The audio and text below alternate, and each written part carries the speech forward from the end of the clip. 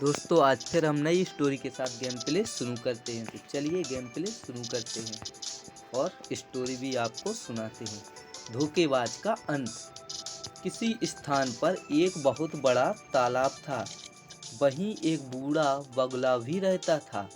बुढ़ापे के कारण वह कमजोर हो गया था और इस कारण मछलियां पकड़ने में असमर्थ था। वह तालाब के किनारे बैठकर भूख से व्याकुल होकर आंसू बहाता रहता था। एक बार एक केकड़ा उसके पास आया। बगले को उदास देखकर उसने पूछा, मामा, तुम रो क्यों रहे हो? क्या तुमने आजकल खाना पीना छोड़ दिया? अचानक यह क्या हो गया? बगुले ने बताया, पुत्र, मेरा जन्म इसी तालाब के पास हुआ था। यही मैंने इतनी उम्र बिताई है। अब मैंने सुना है कि यहाँ बरसों तक पानी नहीं बरसेगा। केकड़े ने पूछा, तुमसे ऐसा किसने कहा? बगला ने कहा, मुझे एक ज्योतिषी ने यह बात बताई है। इस तालाब में पानी पहले ही कम है। शेष पानी भी जल्द ही सूख जाएगा।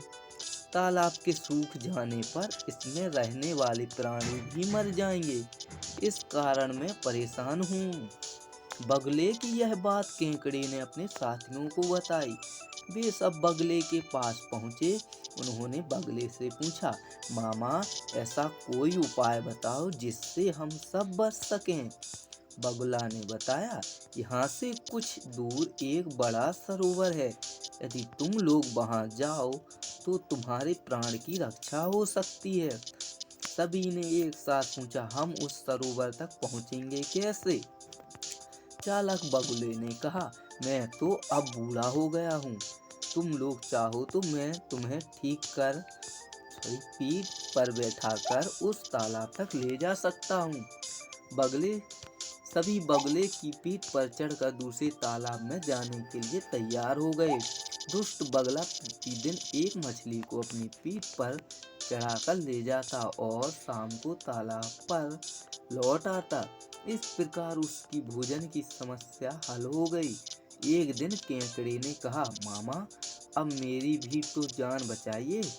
बगले ने सोचा कि मछलियां तो वह रोज खाता है, आज केकड़े का मांस खाएगा।